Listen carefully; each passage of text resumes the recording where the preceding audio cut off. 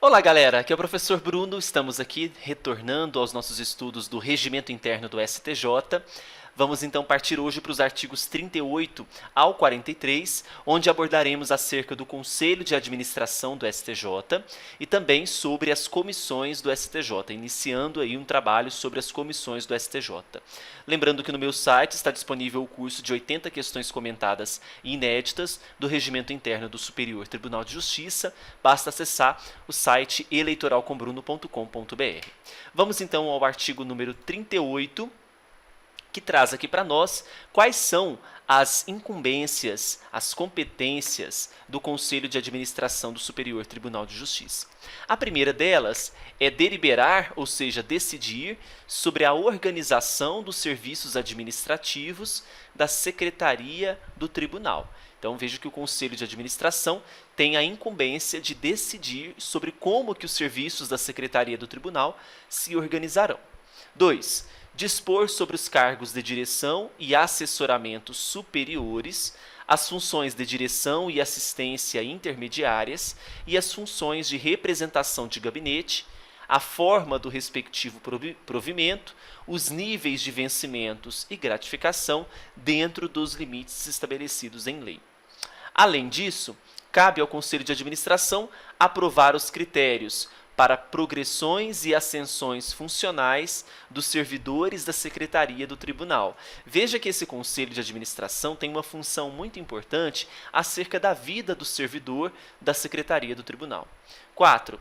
Deliberar sobre as demais matérias administrativas e referentes a servidores do tribunal que lhes sejam submetidas pelo presidente. Então aqui nós temos 4 incumbências que estão relacionadas a matérias administrativas sobre o servidor da Secretaria do Tribunal. Muitas delas, elas não se esgotam, essas incumbências, porque algumas poderão ainda ser submetidas pelo próprio presidente a esse Conselho de Administração, certo? 5.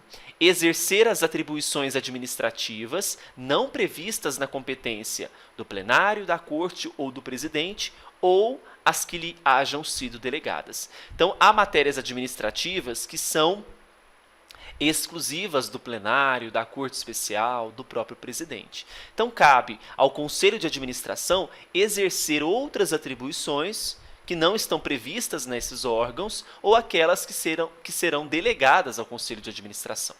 O inciso 6º foi revogado pela uma emenda regimental de 2015. Parágrafo único. Para ausentar-se do território nacional, o ministro deverá comunicar o fato, em regra, com antecedência mínima de 15 dias, ao Conselho de Administração, exceto quando se tratar de férias, licença, recesso ou feriado, porque aqui nós temos ausências previstas em lei. Bom, para ausentar, então, do território nacional, então vamos imaginar que o ministro do STJ fará uma viagem para Cuba. Ele precisa comunicar essa viagem com antecedência mínima de 15 dias ao Conselho de Administração. Então, perceba que há todo um planejamento a ser seguido, porque precisa comunicar essa ausência do território nacional com pelo menos 15 dias de antecedência.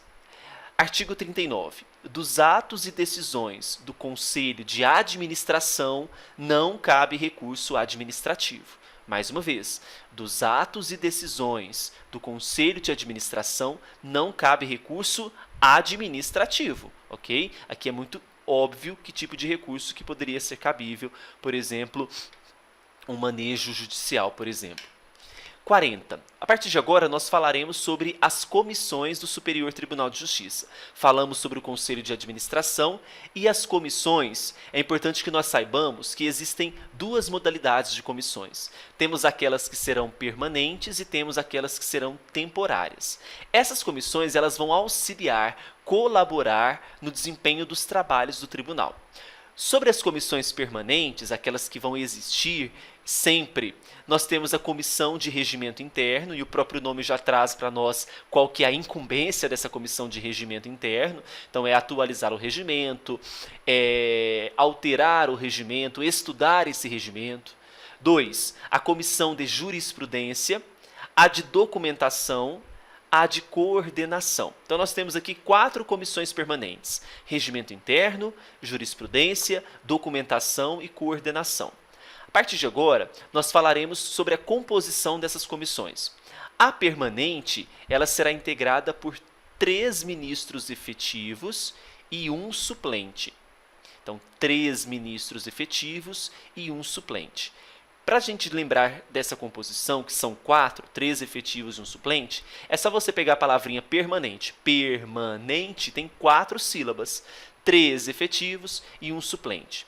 Ela será composta de 6 ministros efetivos, que é a jurisprudência. Então, olha, em regra, as comissões permanentes são 3 ministros efetivos e 1 suplente, exceto a comissão de jurisprudência, que também é uma comissão permanente, mas ela será composta por 6 ministros efetivos, respeitadas em todos os casos a prioridade de representação de cada uma das sessões do tribunal. Se nós temos 3 sessões, teremos representantes nessa comissão de jurisprudência de todas as sessões. Tudo bem? As temporárias, elas poderão ser criadas pela Corte Especial ou pelo presidente do tribunal e ter qualquer número de membros, extinguem-se preenchido o fim a que se destinam. Então, olha só, pode cair muito isso em prova.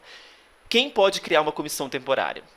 Nós temos a Corte Especial ou o presidente do tribunal. E essa comissão temporária, como o próprio nome diz, ela será extinta, ela será excluída quando ela atingir o fim, o objetivo pelo qual ela foi criada, certo? Bom, 41.